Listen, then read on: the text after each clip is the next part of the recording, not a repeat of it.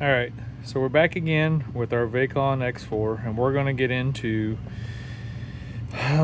some speed control and like programming this to be similar to a PLC. This here is a 0 to 10 volt pressure sensor. The PSI is 0 to 5 PSI. So what we're trying to set up here would be, this will be in a tank. As the water comes up, once it gets to a certain height, it'll turn on the pump, which will then pump the water down until it gets below a certain height, and then it will turn off the pump. So we're trying to do some level control here. So first, let's get into the actual programming here. To do this, we need to be able to program it like a PLC too. So we need to turn that on. So we're going to hold program for 3 seconds. That'll get us into macro mode. We're going to go up to sequence. So this is 491 sequence, and we need to enable it to 1 second base. Then we need to go up to SIO visible. We need to make that a yes. Enter. So this is just making it to where we can actually see it enables the programming part of this to be able to program it similarly to a PLC. This here is our 1 second base. So let's say you're using anything with timers, because this can do like some timers type of thing. Like 1 second base would be whole numbers, 1 second, 2 second, 3 seconds. There's others. You can do 0.1. So this would be like if you want to do 1.1 seconds, 1.2 seconds, 0.01 if you wanted to get down to that far. Anyways, we're using 1 second. So let's get out of here. We need to get into the actual programming part. So we get that program and shift, at least program 2. So 201, this is our input. We need to change it to local remote control. Enter. We need to go to 204. Our reference, we need to change this to VIN 2. So VIN 1, that depends on where you hook up your module inside, and we'll look at that. But we're hooking it up to voltage input 2, so that's for analog sensors. Now we need to go to 211. Now we're configuring VIN 2. This is a 0 to 10 volt sensor. From the factory, VIN 2 is configured for 0 to 10 volts, so that's good. Now we go to 12, VIN offset. So this is a tricky one. So if we say 0%, then that means we're monitoring all 0 to 10 volts. If we say 50%, then that means we're going to ignore 0 to 5 volts and only work with 0 to 10, or 5 to 10, sorry. I want to monitor the whole 0 to 10 volts, so we're not going to do it.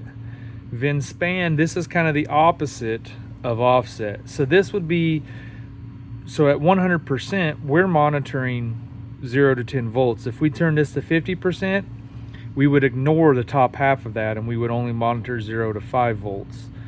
We're going to leave it at 100% like that. So the next up would be 304. We talked about it earlier, preset frequency 1, that's associated with the jog function. So I don't want to change that, but I need a preset frequency that our program is going to function to reference and function with. So we're going to use frequency 2. So we hit shift. We want to take this to 35.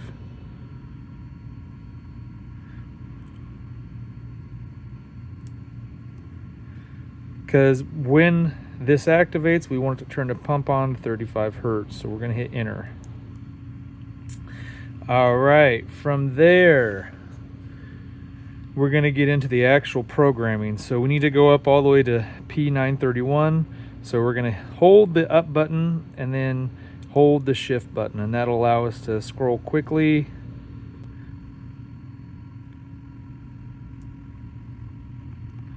So there's 931. So now we're getting into the actual controls part. So things here start to get complex. So the way you program this is, we're making a program like you would have in a PLC, is with binary. So zeros and ones. So you see our first two numbers they reference an output configuration, which we're not doing any outputs. The next two numbers, they reference a direction, so stop, forward, reverse, or DC inject, which is a kind of a hold. These middle three numbers, they reference a duration. The next number is your accel decel time, and then the last three numbers is your speed. So for example, we want to set first the when to turn it on.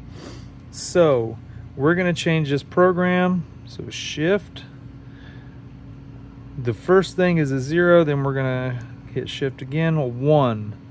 Then we got 3 zeros, 1, 2, 3. So now that's going to be a 1, space, 0, then a 1, 0, 0, 0. So let's hit enter. That saves that one, and we'll look at what we did here. So we had 3 zeros at the beginning, so we're not configuring any outputs. Then these two here, it was 0, 1. 0, 1 is forward, so we're telling it it's going to go forward in this when this one is activated. Then we had, it was 0, 1, 0, which is low voltage threshold. And then we had ramp selection, which was 0, and then we had the program at the end, which was 0, 1, 0, preset speed 2. So that was that frequency number 2 that we set. So this is where we're referencing it in the program. Now we're going to go to sequential control 2. The program for it is 0. There's 4 zeros.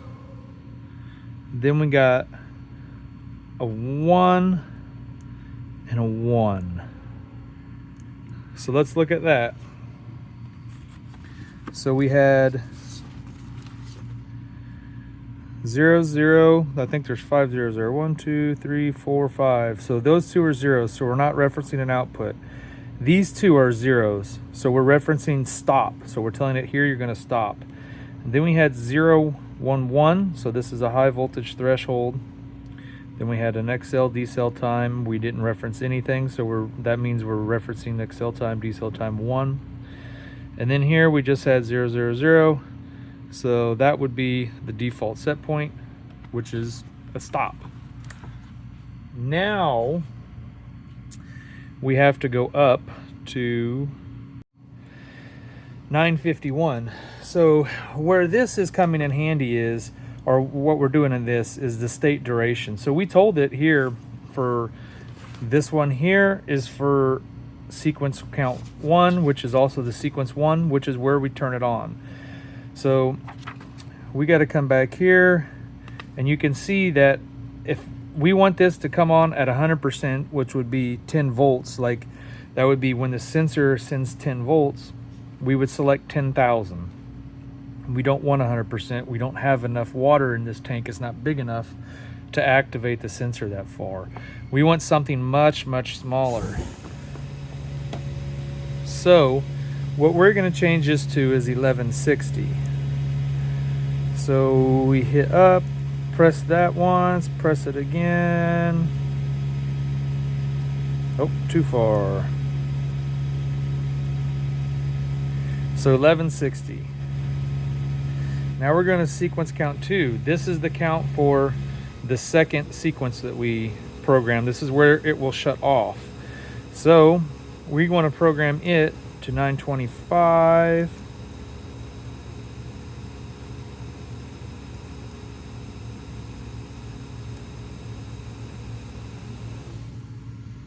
And these here programs or numbers that I got here, that's just from experimenting.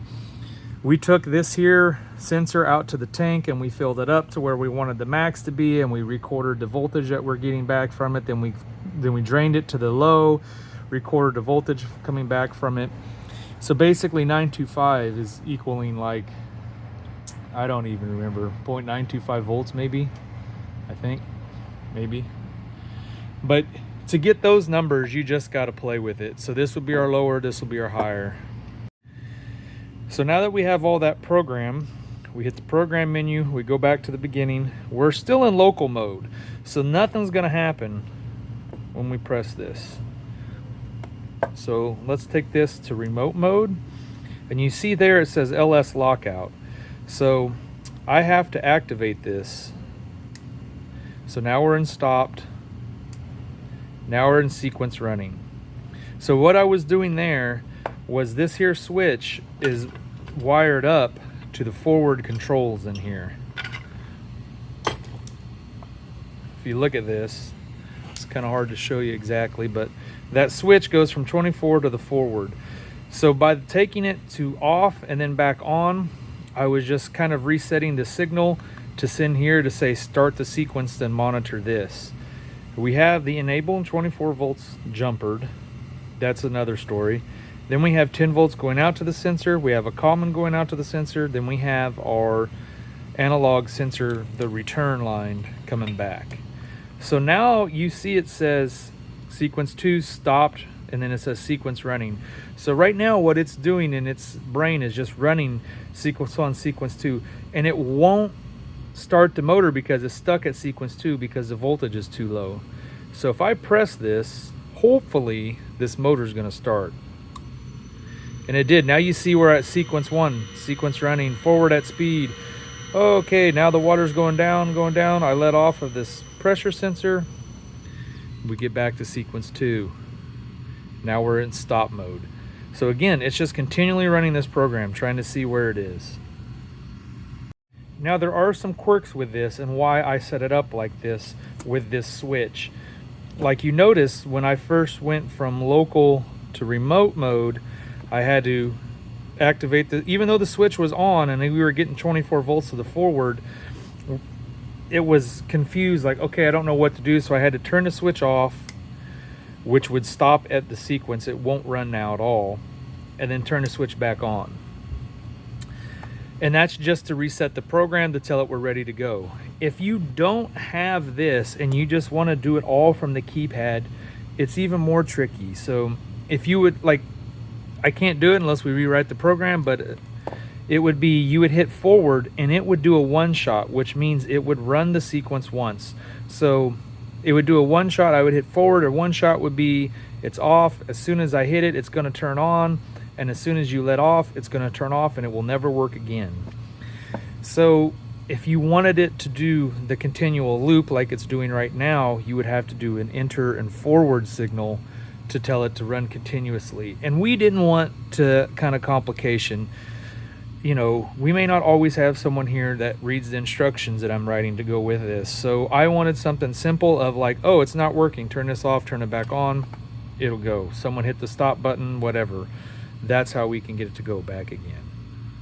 One other thing we should talk about in the programming mode real quick is we want to set this VFD up to be with this motor. So this motor is actually rated at 440, so we're going to drop this to 440.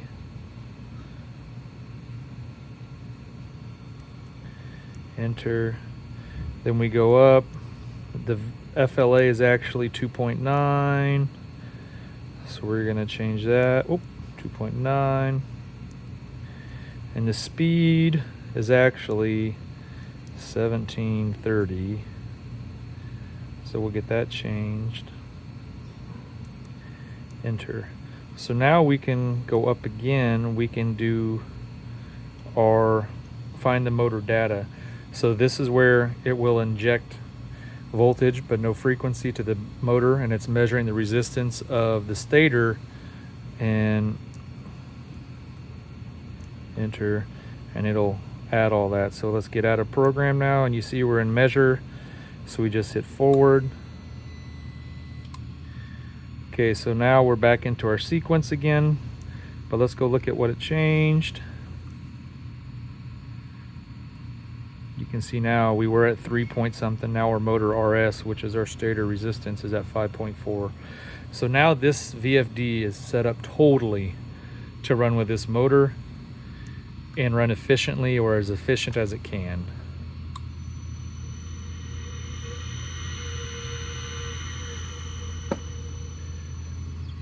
And there you have it, guys. Setting up a fairly basic program in your Vacon VFD, Vacon X4.